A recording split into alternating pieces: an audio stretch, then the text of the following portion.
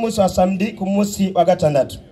Ikigo kiravuga duti Paulo avuga ko Yesu ari we Imana. Yesu akivugira ko ari intumwa. Yesaya akemeza ko hari Imana imwe. Mwabo ninde avuga ukuri. Ndiyo kigo kino musi. Ku minota 20 reka nzane umwarimu wanje ku ruhande rw'Abisilamu. Saba yuko abakozi b'Imana abapastori mube maso mutege amatwi mumumvirize ukunda agomba gende n'ikigwa. Karibu Professor Alhaji Ismail Samsoni. Assalamu alaikum warahmatullahi wabarakatuh. Wa alaikum salam wa rahmatullahi wa barakatuh. Abandi nabo turavuga tuti amahoro abane namwe. Ushaka uyatore ushaka uyareke. Ikigwa cyacu rero nkuko ubuhagarikizi yakivuze gihagaze ku kuntu twebwe nk'abayisilamu kandi twigeze kuba abakristo. Ingene hariya twasoma ibintu n'ingene babitwigisha ababisomye bikabacanganya, vyaheza kubacanganya bagaca baza natwe kuducanganya, tugaca twicara turi mu mucanganyikigo tutazi ngo tuvaha tujaha. Ariyo mpamvu twebwe natwe uno munsi ikicigwa twagishize ngaha kubera hariya tutagitahura.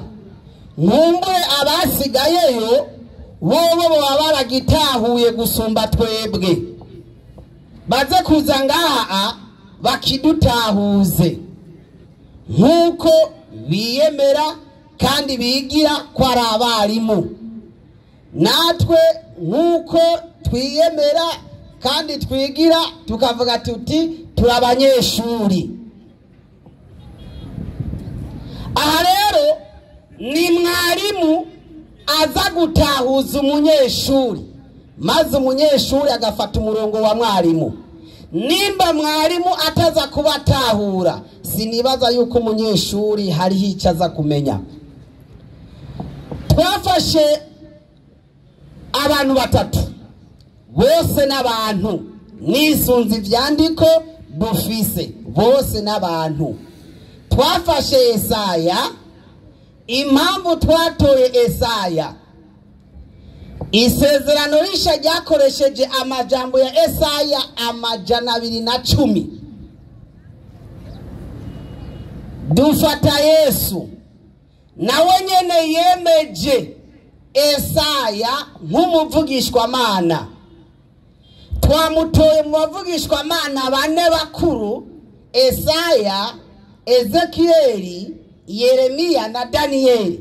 Ariko abandi batatu nitwabatoye, twatoye mu Yesaya. Kumpamvu nyabaki twatoye mu Yesaya nuko na Yesu yashingiye naye kuyu ari mu bavugishwa Mana. Cyadutoramo no muvugishwa Mana. Igira kabiri cyadutoramo na Yesu. Twebwe Yesu turemera ko nawe ari umuvugishwa Mana. Tugaca dutoramo uwitwa Paulo. Ba Paulo ni benshi, ariko twe twatoye Paulo avugwa muri Bibiliya, Paulo w'itarisi. Paulo Bibiliya itazi nyina, itazi se, itazi ngene yavutse, itazi nuko yapfuye. Twatoye uwo Paulo nkuko tumusanga mu nyandiko ari Paulo w'itarisi. Nawe akavuga ati Yesu niwe Mana. Cyatuvuga ati ko abantu batatu nkumbura umengo bagomba guhushanya. Abarimu rero bacu uno munsi batwigishe muri bo ninde yavuze ukuri ni nande yabeshe. Ndahera kuri Korani 3:47 nk'abayisilamu ko twemera Yesu. Nuwavuza guhaguruka ngaho tubwite Yesu amwemera gute ivyo tutakubwiye, ukurikirana ivyo twakubwiye uze kutwisha ivyo twakuvuze. Kandi ndabasabe n'abarimu baza kuza ngaha muze muratwumviriza neza, nimuse kuza muraturenganya ngo bavuze ivyo navyo twavuze. Uze gukurikirana ico twe twavuze nkuko nako dashaka kuza ngaha tubabwira ngo bavuze uku kandi atari byo mwavuze. kuko hari igihe ababivuga n'abandi twahuye nabo atari mwebwe, kuko mwe muri abadivantiste hariho abakatolika hariho n'abandi. Sasa tugende buke ukere mu nyandiko duhere umusomyi Qur'ani 3:49 surati Al-Imran. 3:49 inasema baada a'udhu billahi minash shaitanir rajim. Bismillahirrahmanirrahim.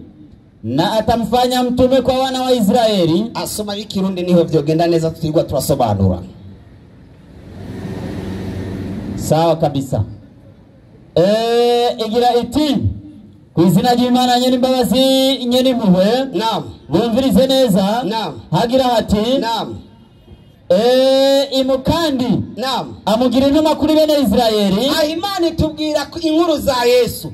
Ku Imana yamugize Yesu intumwa kuri bene Israeli. Iyi Imana yatumwe umutumwa imwereka n'imipaka ahava n'ahagarukira. Neco gituma Imana ituma Yesu twege yatubwiye muri Qur'an kuri Yesu yamugize intumwa kuri bene Israeli. Turemera ko umutumwa abintumwa. Yesu rero ni intumwa yatumwe n'Imana kuri bene Israeli. Iyaza gutumwa n'umwami wa Israeli nk'uno munsi hatwara Benjamin Netanyahu nk'umwinisiri wa mbere atwara Israeli. Twari kuvuga tuti ubu Yesu ni intumwa ya Netanyahu, yamutumye Netanyahu rero nimba yamutumye mu Tel Aviv, tubati ni intumwa ya Netanyahu i Tel Aviv. Ariko harero Imana itubwira ko yatumye Yesu kuri bene Israeli. Turemera neza atamakenga agiyemo ko Yesu ari intumwa y'Imana kuri bene Israeli. Ico niduharira, ico niwazo gatubwira ati natwe niko kiri aho kweruza kuba duhuje n'ivyo twemera. Niba tubwira ati twebwe suko, uraza rero twerekere nk'umwarimu twigishe ati mbega suko bigenze gute. Tuvuye aho reka rero turabe Paulo w'itarisi nawe avuga gute.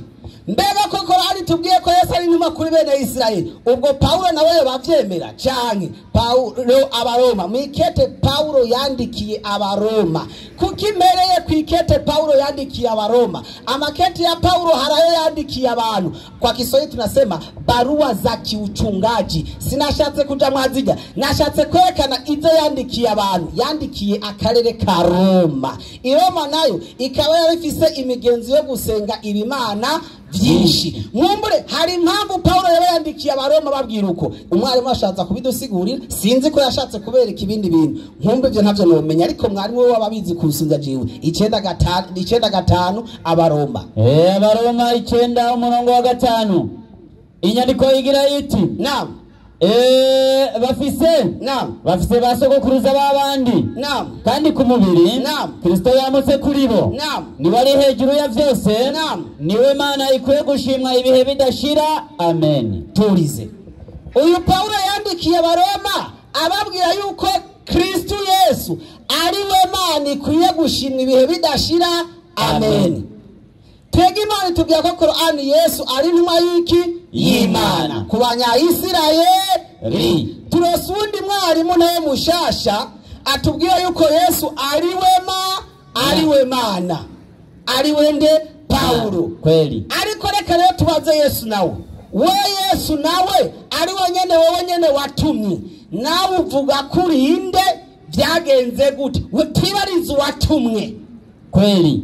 Nawe tubwire wewe ko urya bagushingiye nawe kuri Imana, nawe watumwe wishingira nawe kuri Imana kuri iki. 15:24 Matayo 15:24 Yesu agira ati. Naam. Sinatumwe ku bandi. Naam. Atari ku ntama zazimiye. Naam. Zinzu ya Israeli. Yesu ahuje n'Imana yatubwiye muri Qur'ani, nawe yivugiye ubwiwe ati jewe Yesu sinatumwe ku bandi atari ku ntama zazimiye zinzu yande ya Israeli. Imana yatubwiye ko yamutumye ku nzu yande ya Israeli. Na Yesu ati jewe Yesu sinatumwe ku bandi atari ku ntama zazimiye zinzu yande ya Israeli. Yesu avuze yuko ari intumwa ku banya Israeli. Paulo nawe ati Yesu niwe Mana ikwiye gushimwa. Umwarimu aza kuza kutubwira ngatubwire hagati ya Yesu avuga ati ndi intumwa natume ku banya Israeli, na Paulo avuga ati Yesu niwe Mana, ninde yavuze ukuri? Twaje dukeneye ngakumenya ivyo dusoma twarasomye, ariko dukeneye kumenya ninde yavuze ukuri. N'aba bantu babiri mbega Yesu hamwe twobaza Yesu gusa twoba turenganije. Reka turondere n'undi muntu umwe yabayeho mu gishingo ca Yesu mbere yanakorewe n'iciza na Yesu, apana ngo ndamwumva mu mugongo, ngo ndamwumva mu bitugoya. Wa wundi Yesu yakorera iciza amukorako. 9:13 Yohana. Yohana, ubutumwa bwiza bwanditswe na Yohana 9:13. Naam. Inyandiko igira iti, naam, umwe yahora ari impumyi. Umwe Yesu yakijije umuntu yari impumyi kuva avutse, bamujyana ku bafarisayo. Umwe yahora ari impumyi bamutwara ku bafarisayo. Yesu yaramukijije ari impumyi. Mugabo nabo bati naho Yesu yamukijije turafise abahanga, abanyabwenge mu vyanditswe bazi gusuzuma neza ko uyu muntu yatumwe n'Imana canke ntiyatumwe n'iki n'Imana. Bavuga ati nivyohera, reka tumutware ku bafarisayo. Kandi uwo munsi banzu tuze mutama bashobora kwibaza tuvuze ngo abafarisayo bari abantu babi. Yo bakubeshe. Yesu avuga ati ko bari abanyabwenge kandi bivyanditse. Umvizige Yesu abashingira intahe ingene abafarisayo bari. 2:3 Matayo here ku murongo wa mbere. Utaza kuvaza unyerera ku bafarisayo. Matayo 2:3 umurongo wa mbere. Naam. Maze Yesu abarira ishengero. Naam. Nabigishwa biwe. Naam. Ati abanyabwenge bivyanditswe. Naam. N'abafarisayo bicaye ku ntebe ya Mose. Naam. Nuko ivyo bababwira byose mubikore. Naam. Muvyitondere. Naam. Ariko ntimukurikire ibikorwa vyabo. Tuza. Yesu abwete abafarisayo n'abanyabwenge bivyanditswe imigwi ibiri ni washaka twigusiguriye imigwi n'ingene yatanguye. Nkumbre nabwo turashaka kwa dufise izina rimwe mwayo niyo migwi. Yesu abati abafarisayo n'abanyabwenge bicaye ku ntebe ya Mose. Ivyo bababwira mubikore. Ntiyavuze ati nimubikore, yavuze mubikore kubera babizi n'abahanga kandi muvyitondeye, ariko nimukurikize imigenzo yabo. Yase ko badakurikiza imigenzo yabo, ariko umufarisayo akavuga ati kora iki? Kora. Uwo n'umunyabwenge w'ivyanditswe. Naje Yesu ashingira inaye ati ivyo wabwiye kora. Nkaha nanje nimba ndi umufarisayo vyasa ndababwiye ivyo byose se tivyo byose nimubite muce muta. Tubandanye muri Yohana. Tujya muri Yohana rero, wa muntu yakizwa na Yesu bace bamujana ku bafarisayo n'abanyabwe kumupima. Bagiye kwanza kumupima, bati kwari uyu muntu yamukijije nibyo canke sivyo? Reka bano bantu batubwire kuko nibo bahanga mu ijambo ry'Imana, nibo babizi. Umwaka ngaho 17. Umurongo w'17. Naam. Hagira hati. Naam. Basubira kubaza umwe yahora ari impumyi. Bace basubira kubaza umwe yari impumyi. Bati weho uvuga ko ari iki? Ko wabonye Yesu yaguhumuye utari bwabone, uvuga ko Yesu ari iki? Ko yaguhumuye amaso. Nawati nuvugishwa n'Imana. Wa muntu yahumurwa na Yesu ati ubu Yesu yampumuye ntabona, numuvugishwa n'Imana. Baba farisayo ntibapinze ngo sivyo, bavuze ati kandi n'abanyabwenge ibi byavuze ati nukuri ubu Yesu numuvugishwa n'iki? N'Imana. Are tubonye Yesu n'Imana, bavuga ko Yesu ari umuvugishwa Mana, ari intumwa yayo. N'undi yakijijwe na Yesu aremeza ko Yesu ari intumwa y'iki? Y'Imana. N'abafarisayo n'abanyabwenge bari bicaye hahandi bavuze tuti mu vy'ukuri Yesu ni intumwa y'iki? Y'Imana. Eka tubaze Yesaya nawe. Yesaya wagizwe umuvugishwa Mana mukuru, wigishije mu gihe cy'ubwami butaragabanuka, butarica nk'imigwi. Ubaho bose urabagendera, ihanga rya Yesaya taragenda inyagano. Haba kuri Yesu arakwemera. N'abafarisayo ivyabo babisomye baravyemera. Nta muntu numwe atemera ibya Yesaya. Wewe uvuga yuko Imana bimeze gute? 4:3 Yesaya.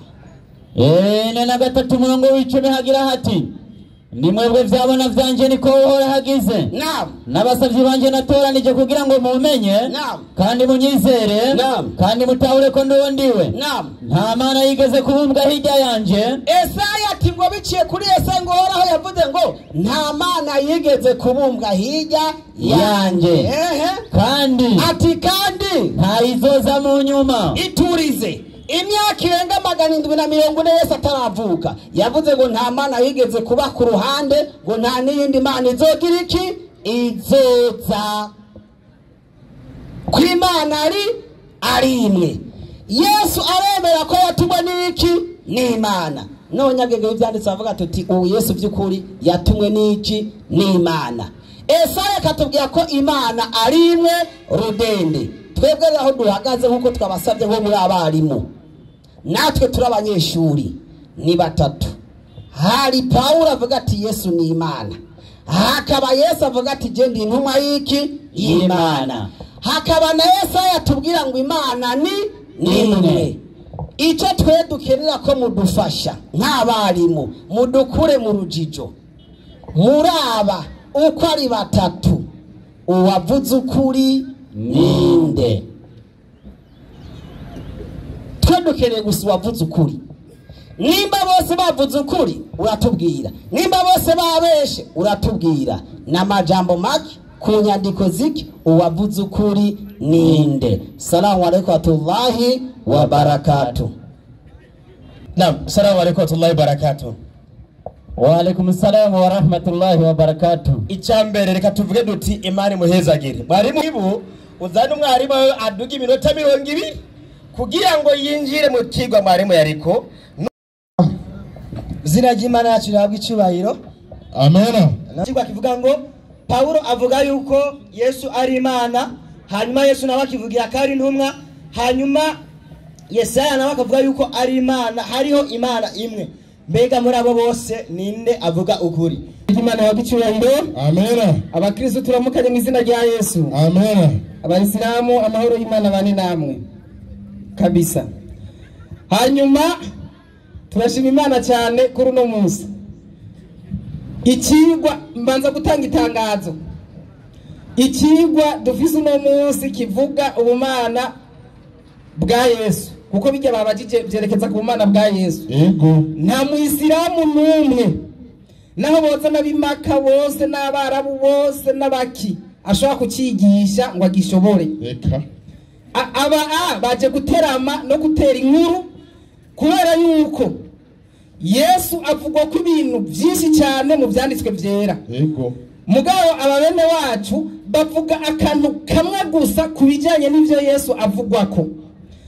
Nico gituma amasomo basoma yuko Yesu ari umuntu yavyawe na Mariya, ari umuvugishwa n'Imana, sivyo yasomye. Yego. Nuza kugaruka mu nyuma nivyo nyene aza gusoma, nuzoza mu ndwiza nivyo nyene aza gusoma, nuzoza mu mwakuza azosoma ayo masomo nyene. Iyo uri kuravuga ivyo rero uri kuravuga igice gito cyane cy'ukuri kubijanye n'ivya Yesu. Mugabo abanyene ikimbabaza hariho ikindi gice kinini cyane cy'ubuzima bwa Yesu badakora ko ngo basome. Ivyo rero nivyo ngiye kwerekana. Nta n'umwanya bisaba kwigisha ivya Yesu uko nibirebire byose abo mwanya. Icyo nshaka kubereka ni ukubereka yuko ikigwa cya Yesu ataco bashoboye no kugerageza kugikabakaba. Aruguta umwanya mu gihe mutaricara hasi ngo mwige Yesu uwariwe. Mwazanye abantu batatu, Yesaya na Paulo na Yesu mumushiramu ngo Yesaya ngo yavuze ko hari Imana imwe. Yego. Ngo Yesu ngo yavuze ko ari umuntu, ngo ko ari intumwa. ngo Yesaya ngo Paulo nawe ngo yamwise Imana. Ngo muri abo batatu ngo ninde yavuze ukuri. Umviriza rero abo uko ari batatu gushira ko nabandi nza kwerekana bose bavuze ukuri kandi bose baremeza ko Yesu ari Imana. Mwaciye munanyohera muca muzana Yesaya. Yesaya niwe wa mbere yigishije ko Yesu ari Imana. Na Paulo atarabaho na Yesu ataraza ku isi. Yego. Rero hariho ikintu kiri muri Bibiliya nk'itegeko gusubira mu byagezwe 19:15 ivyabona bibiri canke bitatu biricisha umuntu. Jewe nterekana abo batatu mwebwe nyene mwizaniye ivyabona bitatu vyerekana ko Yesu ari Imana. Umva ni kimwe muri bibiri. Muremera guca bugufi mwihane canke mugume murabagararije. Soma inyandiko. Gusura mu byagezwe 19:15 haravuga hati icabona kimwe gusa sawa ntigihagije kwagiriza umuntu icyo yagabitanije sawa cyane ikindi cyaha icyo ari cyo cyose cyabona kimwe ntigihagije nicyo bituma mwazanye batatu amajambo azaringanizwe sawa bivuye mu kanwa k'ivyabona bibiri canke bitatu sawa ivyabona bibiri canke bitatu birikisha umuntu mwe mwazanye batatu ngo rero reka ndakwereka ingene abo batatu bose bemeje yuko Yesu ari Imana. Je sinigwa ndateba mpera muri Yesaya nyene uje Yesaya mwizaniye musomaji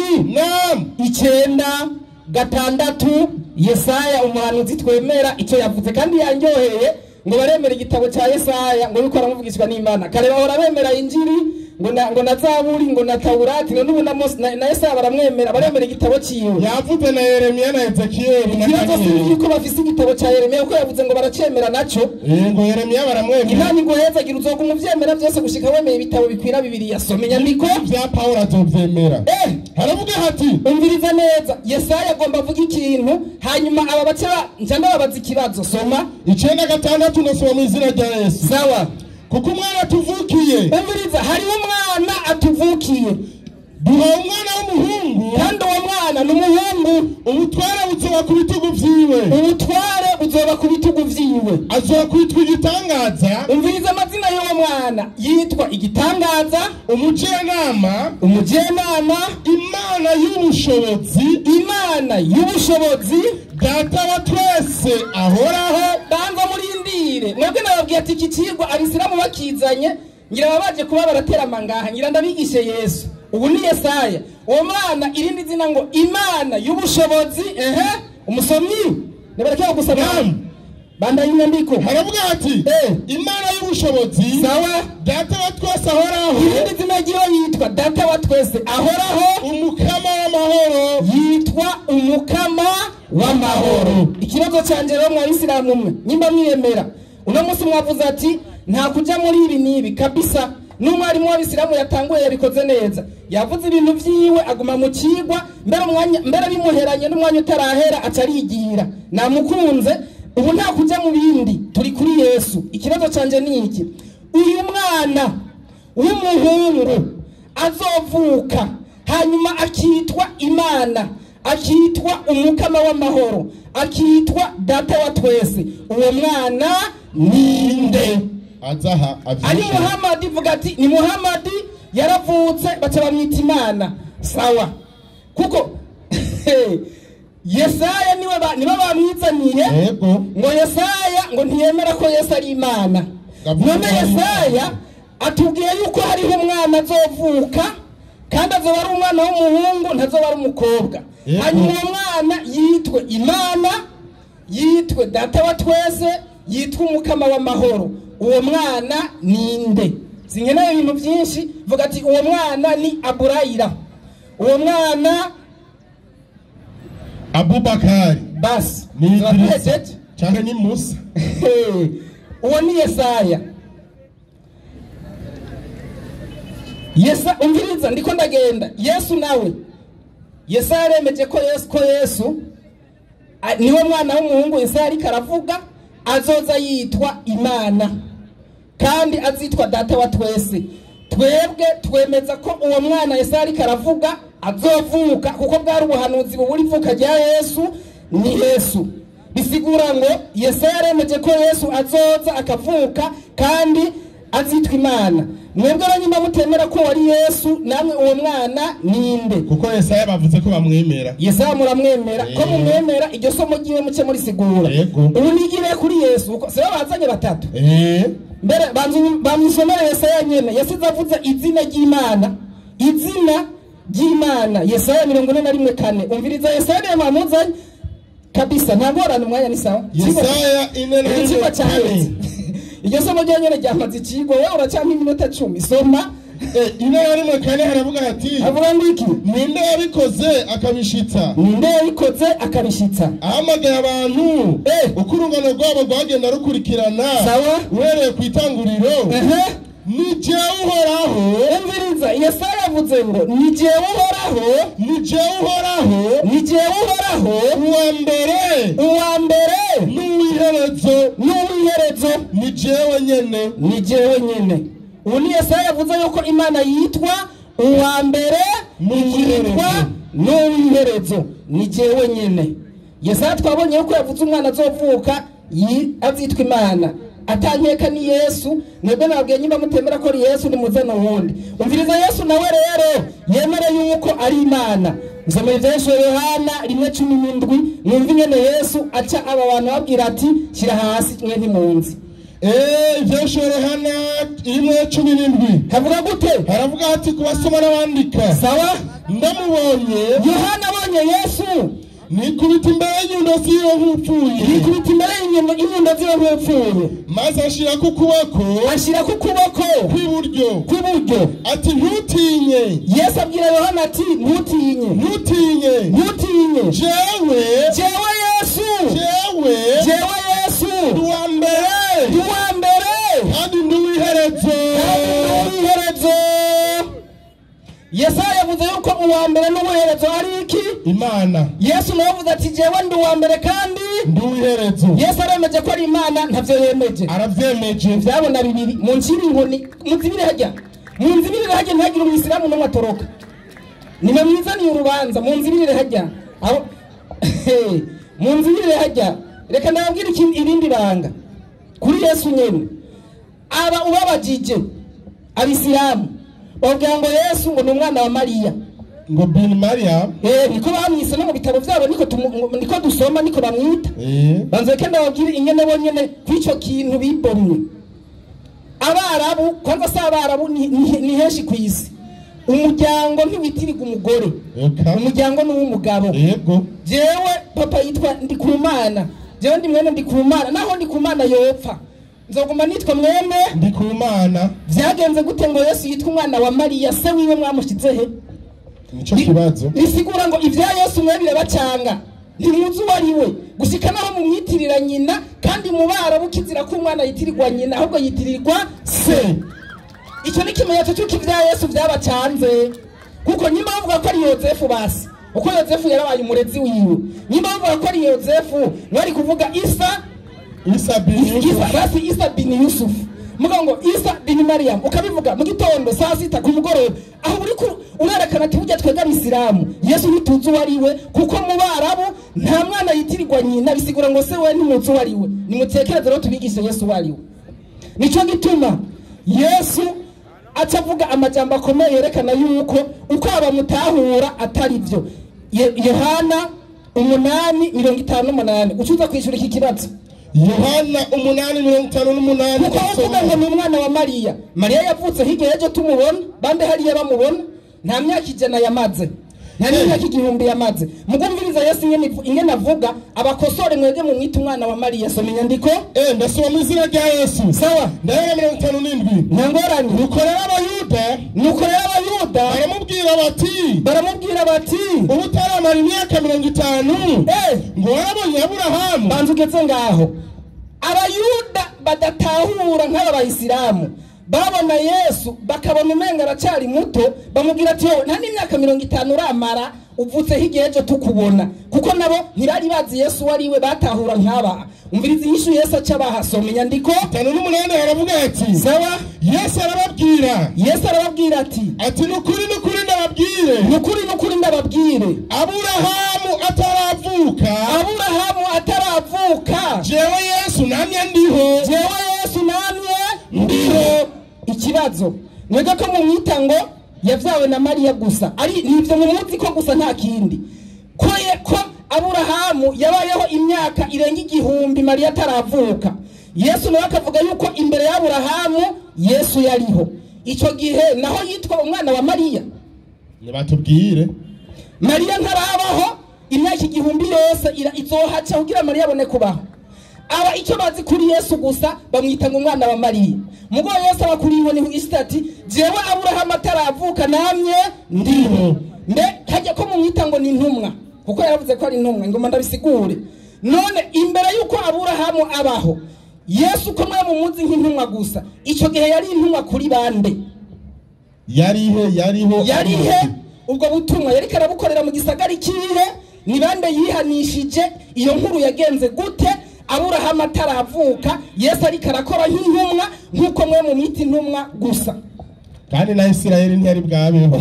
nta mwisilamu n'umwe kwishura ibibazo ndiko ndabaza muraza kuraba niyaza ngaha aza kugaruka muri ya masomo ngo yesu ngo yari umuntu ngo yesu ngo yarariye ngo yesu ngo yarambara reka ndakwereka ibangaro ry'ingene vyagenze 22:41 Matayo. Impamvu yesu mwemwe yabonetse ku isi mu mubiri agenda ajya nk'uko abantu bajya akambara nk'uko abantu bambara mbere bakubitwa n'inkoni nk'uko abantu bazikubitwa abantu batahura gake nk'aba bene wacu bacavuga ngo yesu n'umuntu mugabo iranga ryiwe rirenze ivyo soma inyandiko Matayo 22:41 ndasoma mu izina rya Yesu uheza gigwe abafarisayo bakoraniye hamwe Yesu arababaza ibya Kristo muvyumvira mute nkuko yoza ngati ibya Kristo mwe mubivuga ku iki ni mwene nde sawa baramwishura bati ni mwene Dawidi bisigura ngo yakomotse mu ruvyaro rwa Dawidi mu buryo bw'umubiri mu buryo bwa kimuntu nuko bavuga ngo ni mwene Mariya. Umviriza rero Yesu ingene aca abigisha ikintu cy'ubuhinga soma havuga ngo iki nawe arababaza ati none Dawidi mu vyamwemu mu buryo bw'imwemu yamwitiye iki umwami cumanuka ku murongo wa 45 haravuga ati sawa none Dawidi ko yamwise umwami umviriza mu buryo bw'umubiri Yesu yitwa umwana wa Dawidi kuko yakomotse mu ruvyaro rwa Dawidi mugabo mu buryo bw'impwemu Dawidi amwita umwami wiwe soma 45 haravuga ati sawa none Dawidi ko yamwise umwami yoshobora ate kuba umwana wiwe iki kintu ni ikintu cy'ubwenge cyane mu buryo bw'umubiri Yesu yitwa umwana wa Dawidi kuko akomoka mu ruvyaro rwa Dawidi mugabo mu buryo bw'impwemu Yesu avuze yuko ari umwami wande wa Dawidi. Abarobane wacu banyakuntunga batahura Yesu muri ubwo buryo bw'umubiri gusa Yesu mu buryo bw'impwemu ntibazi niyo bita umutwe ni nacyo kibazo bafise. Yesu yaciye abaza abo bantu bariko baramubaza ko mwe muvuga ko jewe Yesu ndi umwana wa Dawidi ku mubiri gusa kandi mu buryo bw'impwemu Dawidi yenyise umwami wiwe ivyo mubitahura gute mwenye kiti ivyo ntavyo tahura na wewe aciye azunze umutwe tishaka sinagibabere yagicyubahiro amina. Paulo rero aratomoye ahuza na Yesaya agahuza na Yesu kuko yerekana yuko mu buryo bw'umubiri Yesu n'umuntu ava mu ruvyaro rwa Dawidi buraje mu Baroma 5 ariko mu buryo bw'impwemu ni Imana nkuko yavyivugiye ati jewe ndi Alpha na Omega nkuko Yesaya yamwise ngo ni Imana data twese ahoraho umukama w'amahoro. Abaroma soma inyandiko Baroma 9:5 haravuga hati ndasoma mu izina rya Yesu uheza gigwe bafise basogokuruza babandi kandi ku mubiri umviriza kandi ku mubiri mu buryo bw'umubiri Kristo yamutse kuri bo mu buryo bw'umubiri Kristo yamutse kuri bo kuri Aburahamu kuri Dawidi sawa niwe ari hejuru ya vyose ariko rero mu buryo bw'imwemu niwe ari hejuru ya vyose niwe Mana yo gushimira ibihe bidashira amen. Izina ry'Imana rihabwa icyubahiro amen. Rero jewe ababisilamu nyimba biyemera igice mwigisha cha Yesu mu buryo bw'umuntu mu buryo bw'umubiri ico twe ntangwane tugifise ko uko turazi yuko yabaye mu mubiri ngaha ku isi ku mugambi wo gukiza abantu ivyaha vyabo aho ntangorane naho wakwigura soma ayo masomo avuga ko Yesu yabaye umuntu yariye yapfuye ivyo twe ntangorane dufise uburi kuratwunganira mugabo nyimba wiyemera ja kwiza inyandiko zerekana Yesu nk'Imana akavyivugira zerekana Yesu ngene yabayeho isi tarabaho zerekana ngene Yesu yabayeho Aburahamu tarabaho nyimba mwiyemera uhezagirwe je mwizo nyandiko nazo muzisome kuko izivuga Yesu nk'umuntu ziruzuye turazibasumbya kandi turazemera umviriza rero mu minota yanje 2 impamvu ivyo atavyo baza gushobora nubu nibaza ngaha baza kugira ico bita tautology gusubiramwo vya bindi nyene vya cagice ca Yesu nk'umuntu Korani 17:85 na Mariza Korani 17:85 haravuga hati sawa na wanakuuliza habari ya roho wa Muhammad bakakubaza ibintu bijanye n'ivy'imwemu sema ukivuga uti ni jambo lililohusika na Mola wangu ibintu vy'imwemu n'ibintu bijanye n'Imana yacu gusa nanyi namwe mw'abisilamu mwe hamkupewa elimu nta bwenge mwahawe ila kidogo kabisa kiretse ubwenge buke cyane gusa nayo ni elimu n'ubwo bwenge buke bwo gutahura mufise ya vitu visivyohusika na roho n'ibintu atana hamwe bihuriye n'ivy'imwemu. Tatizo ndo hiyo, hamwezi mkamjua Yesu kubera Yesu natahurwa mu buryo bw'umubiri gusa. Yesu avuga ati isi itarabaho jewe nariho, uwo murongo ndaza kuwuguha wowe ukacumwita ngo ni umwana wa Mariya. Imbere y'uko isi ibaho Yesu yitwa umwana wa Mariya, Mariya yari bwabeho ni ngorane. Yesu avuga ati Aburahamu ataravuka je nariho, ukacuvuga ngo ni intumwa. Imbere ya Aburahamu ubwo butumwa yabukorera hehe? Murumvira ibanga rya Yesu 14:7 Yohana.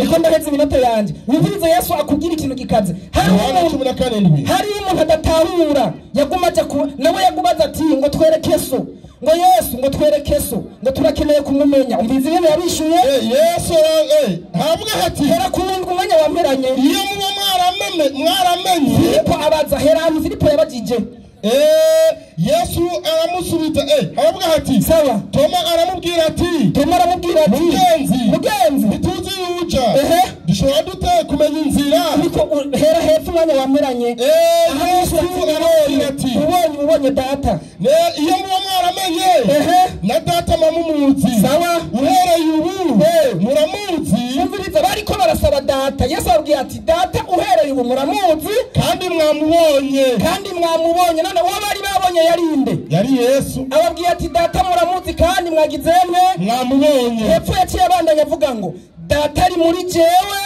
nanje ndi muri data. Umwisilamu yiyemera naza asambura ico giharuro agire demonstration yingene data aba muri Yesu na Yesu aba muri data. Apana ubwo musubiramwe ngo n'umuntu. Ivyo twabikwemereye, ivyo mu mazi imyaka irenga 1000 mubivuga. Nimwigisha igice ca Yesu nk'Imana, igice ca Yesu mu buryo bw'imwemu. Mutabishoboye naho nimureke gutesha umwanya abantu. Imana iduhezagira mu izina rya Yesu. Amen.